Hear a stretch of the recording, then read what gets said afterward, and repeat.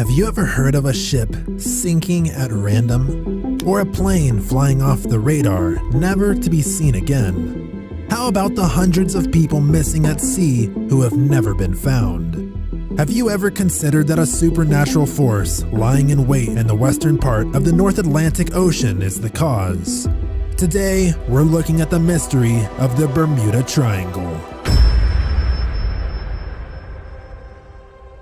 Bermuda was known as a magical island long before the Bermuda Triangle legend gained popularity. Early seafarers who were alarmed by the sound of wild pigs and cowbirds on the shore gave the island the nickname the Devil's Island. The Bermuda Triangle myth has its earliest roots in Columbus, who recorded a faulty compass, weird lights, and a flash of flame falling into the water in his logbook. Columbus and other sailors who came after him also came into the dangerous area of the sea, now known as the Sargasso Sea.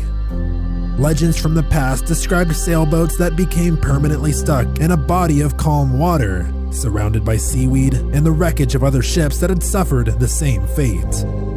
At least 50 ships and 20 aircrafts have disappeared in the Bermuda Triangle in the last 500 years, most of them without a trace. There have been no wrecks, no bodies, nothing. It's like they just vanished from existence. Numerous people have disappeared in the allegedly calm waters surrounding the triangle without making any sort of distress call. In one instance, 5 TBM Avenger torpedo bombers departed Fort Lauderdale, Florida on a routine 2-hour training mission at 2:10 p.m. on the afternoon of December 5th, 1945. At 4 o'clock, they had their last radio communication. They were never heard from again. The 27 soldiers in the planes vanished without a trace. The planes vanished as if they had flown to Mars, according to the official Navy reports. So how did the ships and aircraft vanish? What happened? There truly is no explanation for all of these disappearances, but sometimes you have to be open to unconventional thinking in order to find an unconventional answer. And sometimes you have to be open to the fact that the mystery goes deeper than you could have ever imagined. The Bermuda Triangle has been blamed for the loss of ships and planes, but in recent years has found itself accused of something much, much bigger. What if the Bermuda Triangle was responsible for the disappearance of the lost city of Atlantis? For those who don't know, the lost city of Atlantis is one of the oldest and biggest mysteries in the world. Atlantis was originally referenced more than 2,300 years ago by the Greek philosopher Plato, who lived in 300 BCE. Plato described Atlantis as a utopian island kingdom that allegedly existed 9,000 years before his time and inexplicably vanished one day. According to Plato, a tsunami or earthquake is thought to have caused the city to sink into the ocean. Plato said that the alleged Atlantis was a sizable island close to the Rock of Gibraltar that featured a statue of Poseidon, circular walls, and waterways. In his description for the enigmatic underwater kingdom, for the ocean was at the time navigable, for there lay an island larger than Libya and Asia together, in front of the mouth, which you Greeks call, as you say, the Pillars of Hercules, and the travelers of that time could cross from it to the other islands, and from the islands to the whole of the continent over against them, which encompasses the veritable ocean. Tertullian, an early Christian author who thought Atlantis had once existed in the Atlantic Ocean, agreed with Plato, saying that the island would be larger than both Libya and Asia today. But what happened to make Atlantis disappear? Well, according to legend, Atlantis once belonged to Poseidon, the Greek sea god who met and married Cleito, a young woman native to the island. On the island, Poseidon constructed a city, and on a peak in the middle of the city, he erected a palace for Cleito. Poseidon eventually divided the island into 10 halves and gave each of the couple's 10 children control over one, with their firstborn, Atlas, having the island named after him. Atlantis was a utopia where no one had to work hard and where a wide variety of delicious foods were grown. For the island, Poseidon had fashioned a stream of hot and a stream of cold water. It had a magnificent culture with magnificent palaces and temples. Gold, silver, and other precious metals were in great abundance with the rulers. According to legend, the people of Atlantis were so significantly more technologically and scientifically evolved than people of today. They claimed to have found the key to unrestricted energy and power, using crystals to channel their power.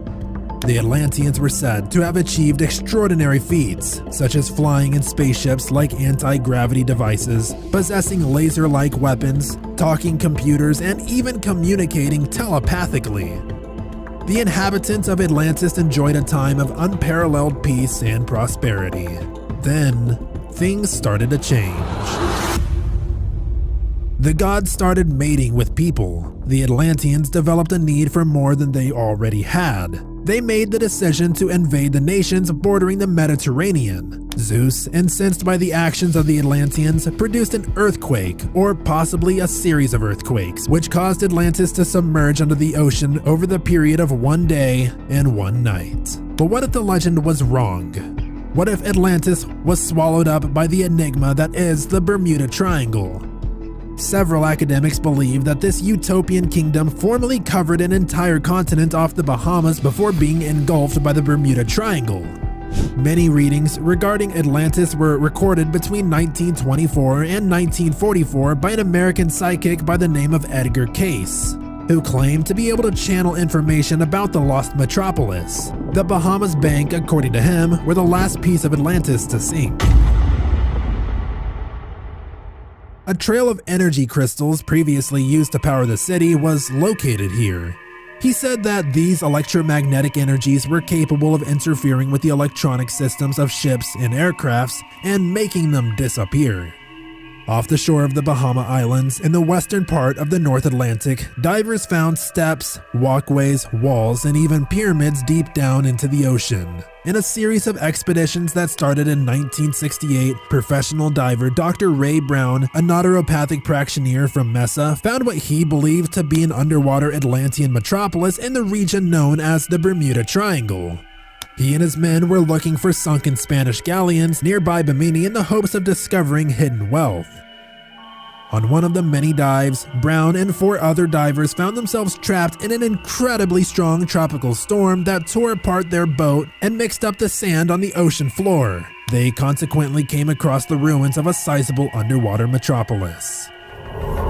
When Brown glanced up at one point, he saw the sunshine piercing the water and shining on what appeared to be a massive pyramid constructed of extremely polished stone. Its surface was so smooth that it resembled a mirror.